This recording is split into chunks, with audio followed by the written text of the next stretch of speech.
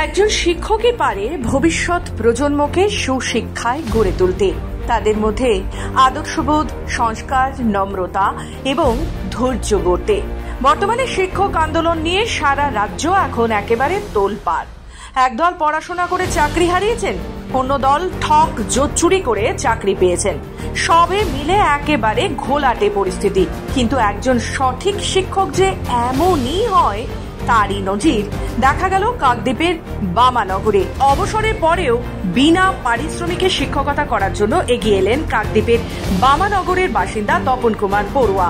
গত 30 এপ্রিল তিনি বামানগর সুবালা উচ্চ বিদ্যালয় থেকে অবসর গ্রহণ করেছেন। তাকে বিদায় সম্বর্ধনাও দেওয়া হয়েছিল। আর এরপর থেকেই দিশেহারা হয়ে পড়েছিল স্কুলের কার্যকারী কমিটি।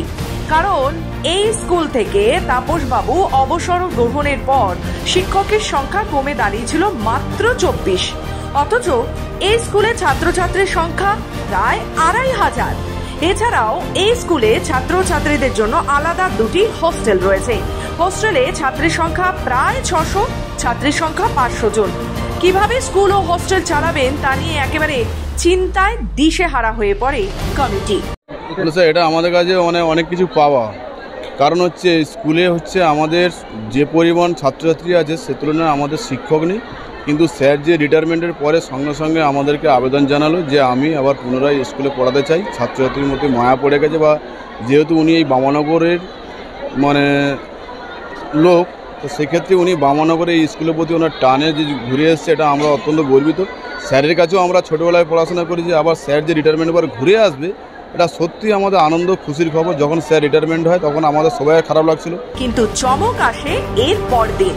অবসরের পরের দিনই তাপসবাবু আবারও ফিরে আসেন। এদিন তিনি বিনা পারিশ্রমিকে ওই স্কুলে শিক্ষকতা করার জন্য একটি আবেদনপত্র জমা দেন। আর এই আবেদনপত্র পাওয়ার পরই স্বস্তির নিঃশ্বাস ফেলেছিলেন স্কুল কর্তৃপক্ষ। আর ছাত্রছাত্রীরা তারা তো তাদের প্রিয় শিক্ষককে ফিরে পেয়ে বেজায় খুশি।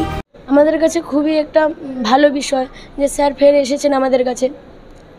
স্যার তো রিটায়ার হয়ে গেছেন, তিনি চলে গেছেন, কিন্তু আমরা তাকে ছাড়তে পারিনি। তিনি আমাদের ভালোবাসেন, আমরাও তাকে ভালোবাসি। তিনি ছেড়ে গেলেও বিদ্যালয়ে তাকে ছাড়তে পারিনি, আমরা তাকে ছাড়তে পারিনি। তিনি ফিরে এসেছেন, আমাদের কাছে আনন্দের। হ্যাঁ, আমাদের কাছে আনন্দের, ভালোবাসার। দেরি না করে সেদিন থেকেই তাকে ক্লাস নেওয়ার অনুমতি দেন। এখন আগের মতোই ক্লাস চলছে তাপসবাবুর। এ বিষয়ে তিনি জানান 1993 সাল থেকে শিক্ষক হিসেবে এই স্কুলে যোগ দিয়েছেন তিনি। তখন থেকে বিদ্যালয় প্রাঙ্গণ তার কাছে আনন্দ নিকেতন হয়ে উঠেছিল। স্কুলের প্রতিটি ছাত্রছাত্রী তার কাছে খুবই স্নেহের। তাদের ছেড়ে কোনো দিনই সে দূরে থাকতে পারবে না। তাই আবার স্কুলে ফিরে এসেছেন তিনি। যতদিন কর্মক্ষমতা থাকবে তিনি জানান ততদিনই তিনি স্কুলে এসে এভাবে শিক্ষকতা চালিয়ে যাবেন। আমার একটা মনে স্ট্রাইক করেছিল এইরকমই যে বর্তমান শিক্ষাক্ষেত্রে অনেক চাকরিহারা ব্যাপারটা যে শিক্ষক রয়েছেন, আমাদের বিদ্যালয় ঠিক তেমনি 4 জন শিক্ষক এই একই আওতায় পড়ে গেছেন। তারপরে আমি রিটায়ার করে যাচ্ছি, তাহলে ভ্যাকুয়াম অ্যাকচুয়ালি 5 জনের হয়ে যায়। সেই ক্ষেত্রে আমি ভাবলাম তাহলে আমার ক্লাসগুলো কে নেবে, এখন তো নতুন শিক্ষক আসছে না। সেই হিসাবে এবং ছাত্রছাত্রী যারা তারা অত্যন্ত ভালোবাসে এবং তাদেরকেও আমি খুব ভালোবাসি এবং সবাইকে আপন করে নিয়েছি। সেই হিসাবে আমার খুবই ইচ্ছে ছিল বর্তমান পরিচালন সমিতি আমাকে যদি এই সুযোগটা দেয় আমি কৃতজ্ঞ থাকবো তার কাছে। যাই হোক, বর্তমান পরিচালন আমাকে সেই সুযোগ দিয়েছেন। আমি পুনরায় বিদ্যালয়ে শিক্ষাক্ষেত্রে যোগদান করে।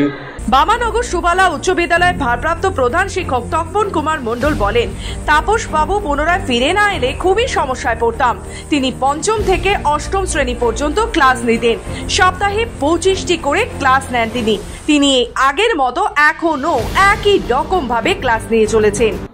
আমাদের বিদ্যালয়ের ছাত্রছাত্রীর সংখ্যা 2500 উপর এবং আমাদের বিদ্যালয়ের শিক্ষক শিক্ষিকা মণ্ডলীর সংখ্যা 24 জন। আর তাপসবাবু রিটায়ার করেছেন এবং ওনাকে নিয়েই 25 জন ছিলেন। চলে যাওয়ার পরেই আমাদের ঘাটতি হয়েছেন এবং উনি এই ঘাটতিটা উপলব্ধি করেছেন এবং উপলব্ধি করে নিজেই এই বিদ্যালয়ে বিনা পয়সা এবং নিজের এর মধ্যে দিয়ে কাজ করবেন এবং এর জন্য কোনো পারিশ্রমিক উনি নেবেন না। এবং তিনি তার স্কুলকে যেভাবে ভালোবেসেছিলেন, তিনি আমাদের যে এই যে ঘাটতিটা এবং এসএসসি ঢামাডোলে যে আমাদেরও বিদ্যালয়ে 4 জন শিক্ষক শিক্ষিকা মণ্ডলী আছেন, তিনি এটা অনুভব করতে পেরেছেন এবং অনুভব করে নিজে এসেছেন। ওর জন্য স্কুল ওনার কাছে চিরকৃতজ্ঞ এবং উনি যতদিন ওনার এই বিনা পরিশ্রমে স্কুলকে দান করবেন এবং আমরাও ওনার কাছে আমরা চিরকৃতজ্ঞ। সত্যি তপন বাবুদের মতো শিক্ষকেরা আছেন বলেই হয়তো সমাজে এখনো কোথাও কোথাও মানবিকতার নিদর্শন ফুটে ওঠে। এখনো হয়তো মানুষের বিপদে মানুষ এসে পাশে দাঁড়ায়। তাই তো কথায় বলে মানুষ মানুষের তরে। অবসরের পরেও তপন বাবুর এই বিনা পারিশ্রমিকে শিক্ষকতা চালিয়ে যাওয়ার নিদর্শন সকলকেই তাক লাগিয়েছে। দক্ষিণ 24 পরগনা থেকে রবীন দাসের রিপোর্ট, খবর বাংলা।